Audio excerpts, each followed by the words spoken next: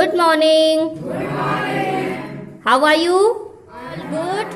Yes, ma'am. Okay. Hello, children. This is the chapter number 1, and we are reading Tracing Changes Through the Thousand Year. So, today's subtopic is New Social and Political Groups. The study of the 1,000 years between 700 and 1750s is a huge challenge to historians, largely because of the scale and variety of developments that occurred over the period. At different moments in this period, new technologies made their appearance, like the Persian wheel in irrigation, the spinning wheel in weaving, and firearms in combat. तो children, historians के लिए 700 से लेकर 1750s तक का जो समय था वो बहुत चैलेंजिंग रहा हिस्ट्री को जानने के लिए, क्योंकि बहुत ज़्यादा चेंजेस इस पीरियड में हुए, बहुत ज़्यादा डेवलपमेंट इस समय हुए, जैसे कि पर्सियन व्हील का इरिगेशन हुआ, फिर स्पिनिंग व्हील का भी इरिगेशन हुआ, वीविंग व्हील भी हुआ, उसके बाद फायर आर्म भी उसका भी आविष्कार हुआ। तो ये सारी चीज़ें थी, इन्होंने सोसाइटी में बहुत ज़्यादा चेंज कर दिया। और हिस्टोरियंस को ये सारे चेंजेस को धीरे धीरे करके समझने में, धीरे धीरे करके सोर्सेस के द्वारा इंफॉर्मेशन कलेक्ट करने में बहुत ज़्यादा प्रॉब्लम्स हुई, उनके सामने बहुत सारे चैलेंजेस आए। ये सारे चेंजेस की वजह से as a result this was a period of economy, political, social and cultural changes. यह जो पीरियड था वह economy, social, political, cultural changes का पीरियड था। This was also a period of a great mobility. Group of people travel long distance in search of opportunity. One group of people who became important in this period were the Rajputs, a name derived from Rajputra, the son of a ruler. Between the 8th and the 14th century, the term was applied more generally to a group of warriors who claimed Kshatriya caste status. ये जो time period था ये mobility का time period था, मतलब चलने फिरने का टाइम पीरियड था। बहुत सारे जो ग्रुप्स थे वो बहुत लॉन्ग डिस्टेंस को ट्रैवल कर रहे थे अपॉर्चुनिटीज़ को ढूंढने के लिए, और ऐसे ही एक ग्रुप था जिन्होंने अपॉर्चुनिटी को गेन किया और उन्होंने अपने आप को राजपूत कहा। और यह जो राजपूत नेम था ये राजपुत्र से आया, जो कि कहलाता है रूलर का बेटा। इसी 8th और 14th सेंचुरी में ये जो टर्म थी राजपूत, ये बहुत ही ज़्यादा फेमस हुई, और ये जो लोग थे इन्होंने अपने आप को क्षत्रिय कहना शुरू कर दिया, और इनका जो स्टेटस था वो बहुत ही हायर था। ये अपने आप को वॉरियर्स बोलते थे और ये वाकई में ब्रेव थे।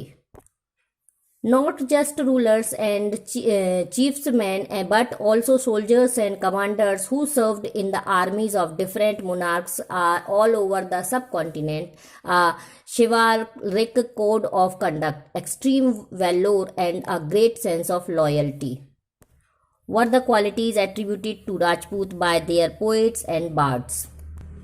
ना सिर्फ रूलर्स के लिए बल्कि जो सोल्जर्स थे और भी जो कमांडर्स थे, इन सब के लिए भी राजपूत शब्द का यूज़ होने लगा, और इनको बहुत ही ज़्यादा रिस्पेक्ट दी जाती थी। इनको बहुत ही बहादुर और एक्सट्रीम वैल्योर उनको माना जाता था, ग्रेट माना जाता था। और यह सब पोएट्स और बार्ड्स के द्वारा राजपूत की तारीफ़ों में ये सारी बातें कही गई हैं। ना सिर्फ राजपूत बल्कि मराठा, सिख, जाट, अहोम्स, कायस्थ, ये सारे कास्ट भी उस वक्त स्टार्ट हुए, और इसके बाद इन सब ने भी अपने अपनी अपॉर्चुनिटीज़ को टेक ओवर किया और अपनी पॉलिटिकल इम्पोर्टेंस को स्टार्ट किया। Throughout this period, there was a gradual clearing of forest and the extension of agriculture, a change faster and more complete in some areas than in others. Change in their habitat forced many forest dwellers to migrate. Others started tilling the land and became peasants. These new peasants group gradually began to be influenced by regional markets, chieftains, priests, monasteries, and temples. They became part of large complex societies and were required to pay taxes and offer goods and services to local lords. As a result, significant economic and social differences emerged amongst peasants. Some possessed more productive land, other like kept cattle, and some combined artisanal work with agricultural activity during the lean season as society became more differentiated. People were grouped into jatis or subcaste and ranked on the basis of their backgrounds and their occupations. Ranks were not fixed permanently and varied according to the power, influences, and resources controlled by the member of the jati. The status of the some jatis could vary from area to area. अब इस time में ना सिर्फ rulers थे बल्कि धीरे धीरे एक और चेंज आया। वो चेंज ये था कि फॉरेस्ट धीरे धीरे कम होते गए और उनकी जगह पर एग्रीकल्चर लैंड ने ले ली। लोग धीरे धीरे चेंज करते गए और वो फॉरेस्ट को हटा करके एग्रीकल्चर लैंड बनाते गए और इस तरह से वो माइग्रेट पीपल होते गए। एक स्थान पर जब एग्रीकल्चर लैंड ज़्यादा उपजाऊ नहीं रह जाती तब फिर वो दूसरे स्थान पर चले जाते। इस तरह से धीरे धीरे पीजेंट्स का जन्म होने लगा, क्योंकि स्थान चेंज करने के कारण जो रीजनल मार्केट्स थे, चीफेंस थे, प्रीस्ट थे, मोनार्केस थे, टेम्पल्स थे, ये सारे जो परमानेंटली रहते थे वो अपने आप को वहाँ का रूलर कहने लगे और इसके बाद जो माइग्रेट थे वो वहाँ पर पीजेंट्स के रूप में आते थे। धीरे धीरे वो वहाँ पर गुड्स और सर्विसेज प्रोवाइड करते और परमानेंट जो लोग रहते थे उनको टैक्स वगैरह भी उन्हें प्रोवाइड करना पड़ता। धीरे धीरे ये चेंजेस बढ़ते गए और एक सोसाइटी में एक अलग तरह के डिफरेंसेस आते गए। अब ये जो ग्रुप्स थे धीरे धीरे जाति में सब कास्ट में डिवाइड होते गए और फिर इनकी पीढ़ी दर पीढ़ी बैकग्राउंड जो रहता था उस तरह से इनकी आगे आने वाली पीढ़ियां भी ऑक्यूपेशन को अडॉप्ट करने लगे और उनका जो बैकग्राउंड था वो अब जो जैसे पिता का जो भी ऑक्यूपेशन है वो धीरे धीरे पुत्र लेता गया और उनका जो ऑक्यूपेशन है वो फिक्स होता गया। अब इस तरह से जाति में जो सोसाइटी थी वो डिवाइड होती गई।